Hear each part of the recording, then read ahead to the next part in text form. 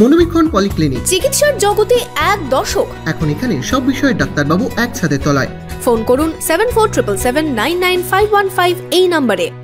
বিচারহীন এক মাস, জনতার এজলাস। মঙ্গলবার সন্ধ্যেয় জনতার এজলাস বসে বহরমপুরে টেক্সটাইল কলেজ মোড়ে। দিন দিন বিচারহীন, আর কতদিন? এই প্রশ্ন নিয়ে সরব আপামর জনগণ।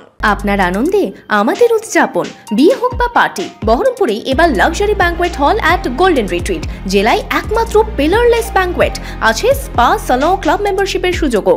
বহরমপুর শিল্প তালুকে গোল্ডেন রিট্রিট। বিস্তীর্ণ দুপারে অসংখ্য মানুষের হাহাকার শুনে নিঃশব্দে নীরবে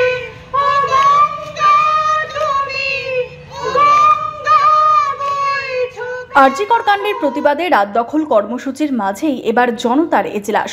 চিকিৎসক, অধ্যাপক, স্কুল শিক্ষক, আইনজীবী থেকে ছাত্রছাত্রী, সমাজের সর্বস্তরের মানুষ, বিভিন্ন পেশার সাথে যুক্ত মানুষজন ঐক্যবদ্ধ হয়েছেন বিচার চেয়ে। মঙ্গলবার সন্ধ্যায় জনতার এজলাস বসে বহরমপুরের টেক্সটাইল কলেজ মোড়ে। বিচারহীন এক মাস, জনতার এজলাস দিন দিন বিচারহীন, আর কতদিন? এই প্রশ্ন ওঠে। জনতার রায় দেন জনগণ, নিজেদের দাবি লেখা হয়।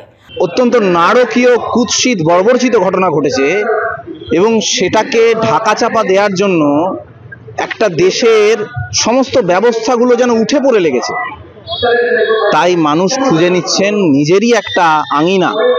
রাস্তার মোড়ে মোড়ে এসে সেই জনতার আদালত বসাতে চাইছেন, যেখানে যে প্রশ্ন মানুষ বিচারালয়ে গিয়ে করতে পারে না, যে প্রশ্ন সরকারকে করতে পারে না, যে প্রশ্নের উত্তর দেওয়ার কেউ নেই, মানুষ নিজে থেকেই সেই প্রশ্ন চাইছেন, সে প্রশ্ন তুলতে চাইছেন এবং সেই প্রশ্নের আলোচনা করতে চাইছেন, সে প্রশ্নের উত্তরও চাইছেন নিজেদের মধ্যে থেকে।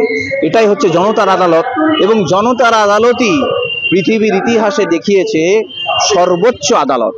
পথসভা, প্রতিবাদের গান, জনতার রায়, আরজিকর কাণ্ডের প্রতিবাদে সোচ্চার আপামর জনগণ। সাধারণ মানুষ সুপ্রিম কোর্টের দিকে তাকিয়েছিল, কিন্তু মহামান্য সুপ্রিম কোর্টের যা তাদের বিচারের যা গতি প্রকৃতি, সেটা দেখে সাধারণ মানুষ বা জনগণ তারা খানিকটা হতাশ হয়ে এই জনতার দরবার বসিয়েছেন।